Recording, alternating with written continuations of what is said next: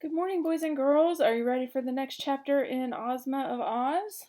If you remember on Friday, Bellina had successfully rescued everybody except for the Tin Woodman.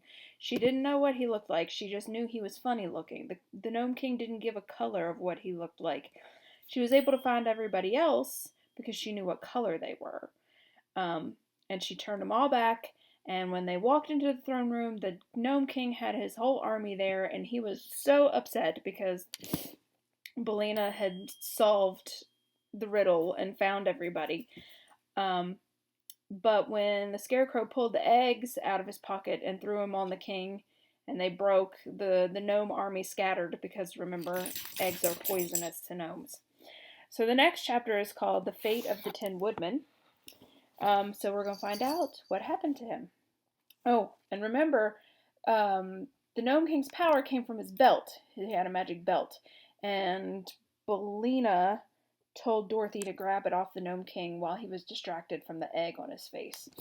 So, the fate of the Tin Woodman. Dorothy obeyed. She ran at once behind the Gnome King, who was still trying to free his eyes from the egg, and in a twinkling she had unbuckled his splendid jeweled belt and carried it away with her to her place beside the tiger and the lion, where, because she did not know what else to do with it, she fastened it around her own slim waist. Just then the chief steward rushed in with a sponge and a bowl of water and began mopping away the broken eggs from the master's face. In a few moments, and while all the party stood looking on, the king regained the use of his eyes, and the first thing he did was to glare wickedly upon the Scarecrow and exclaim, "I'll make you suffer for this, you hay-stuffed dummy! Don't you know eggs are poison to gnomes?" "Really," said the Scarecrow, "they don't seem to agree with you, although I wonder why." "They are strictly fresh and above suspicion," said Bellina. "You ought to be glad to get them."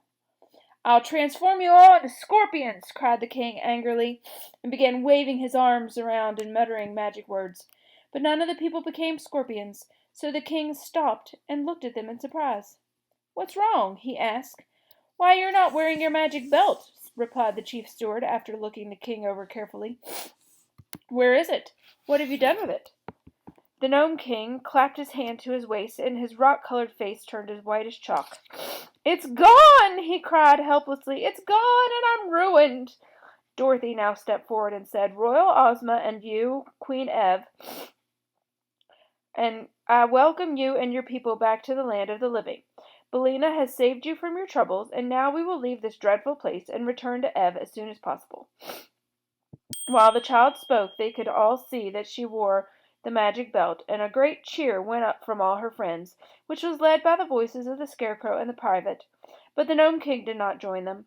He crept back onto his throne like a whipped dog, and lay there bitterly bemoaning his defeat. "But we have not yet found my faithful follower, the Tin Woodman," said Ozma to Dorothy, "and without him I do not wish to go away." "Nor I," replied Dorothy quickly. "Wasn't he in the palace?"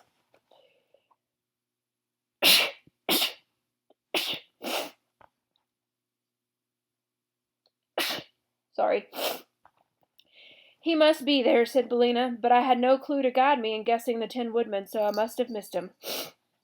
"We'll go back into the rooms," said Dorothy. "This magic belt, I'm sure, will help us find our dear old friend." So she re-entered the palace, the doors of which still stood open, and everyone followed her except the Gnome King, the Queen of Ev, and Prince Evring. The mother had taken the little prince in her lap and was holding him and kissing him lovingly, for he was her youngest born. But the others went with Dorothy, and when she came to the middle of the first room, the girl waved her hand, as she had seen the king do, and commanded the Tin Woodman, whatever form he might have been, to resume his proper shape. No result followed this attempt, so Dorothy went into another room and repeated it, and so through all the rooms of the palace. Yet the Tin Woodman did not appear to them, nor could they imagine what, among the thousands of ornaments, was their transformed friend. Sadly, they returned to the throne room, where the king, seeing they had met with failure, jeered at Dorothy, saying, "You do not know how to use my belt, so it is of no use to you. Give it back to me, and I will let you go free, you and all the people who came with you. As for the royal family of Ev, they are my slaves and shall remain here." "I shall keep the belt," said Dorothy. "But how can you escape without my consent?" asked the king.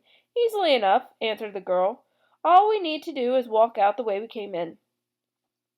"Oh, is that all, is it?" sneered the king. "Well, there is a passage through which you entered this room." "Where is the passage through which you entered this room?" They all looked around, but could not discover the place, for it had long been closed. Dorothy, however, would not be dismayed. She waved her hand toward the seemingly solid wall of the cavern, and said, "I command the passage to open." The order was instantly obeyed. The opening appeared, and the passage lay plainly before them. The king was amazed, and the others were overjoyed. "Why, then, if the belt obeys you, were we unable to discover the Tin Woodman?" Ozma asked. "I can't imagine," said Dorothy. "See here, girl," proposed the king eagerly. "Give me the belt, and I will tell you the shape of the Tin Woodman was changed into. Then you can find him easily." Dorothy hesitated, but Billina cried out, "Don't you do it! If the Gnome King gets the belt again, he will make every one of us his prisoners, for we will all be in his power. Only by keeping the belt, Dorothy, will you ever truly be able to leave this place in safety." "I think that is true," said the Scarecrow. "But I have another idea, due to my excellent brains. Let Dorothy transform the king into a goose egg, unless he agrees to tell us which ornament is our good friend Nick Chopper, the Tin Woodman." "A goose egg!" horrified, the king echoed. "How dreadful!" "Well, a goose egg you will be, unless you go and fetch us the ornament we want," declared Billina with a joyful chuckle. "You can see for yourself that Dorothy is able to use the magic belt all right," added the Scarecrow. The Gnome King thought it over, and finally consented, for he did not want to be a goose egg. So he went into the palace to get the ornament which was the transformation of the Tin Woodman, and they all awaited his return with considerable impatience, for they were anxious to leave this underground cavern and to see the sunshine once more. But when the Gnome King came back, he brought nothing with him except a puzzled and anxious expression upon his face. "He's gone," he said. "The Tin Woodman is nowhere in this palace." "Are you sure?" asked Ozma sternly. "I'm very sure," answered the king, trembling, "for I know just what I transformed him into, and exactly where he stood. But he is not there, and please don't change me into a goose egg, because I've done the best I could." They were all silent for a time, and then Dorothy said, "There is no use punishing the Gnome King any more, and I'm afraid we'll have to go another way without our friend." "If he's not here, we cannot rescue him," said the Scarecrow sadly. "Poor Nick. I wonder what has become of him." "And he owed me 6 weeks' back pay," said one of the generals, wiping tears from his eyes with his golden lace sleeve. Very sorrowfully they determined to return to the upper world without their former companion, and so Ozma gave the order to begin the march through the passage. The army went first, then the royal family of Ev, and afterward came Dorothy, Ozma, Billina, the Scarecrow, and Tik-Tok. They left the Gnome King scowling at them from his throne, and had no thought of danger until Ozma chanced to look back and saw a large number of warriors following them in full chase, with their swords and spears and axes raised to strike against the fugitives as soon as they drew near enough. Evidently the Gnome King had made this last attempt to prevent their escaping. But it did him no good, for when Dorothy saw the danger they were in, she stopped and waved her hand and whispered a command to the magic belt. Instantly the foremost warriors became eggs, which rolled upon the floor of the cavern in such numbers that those behind could not advance without stepping upon them. But when they saw the eggs, all desire to advance departed from the warriors, and they turned and fled madly into the cavern, and refused to go back. Our friends had no further trouble in reaching the end of the passage, and soon were standing in the outer air upon the gloomy path between the high mountains. But the way to Ev lay plainly before them, and they fervently hoped that they had seen the last of the Gnome King and of his dreadful palace.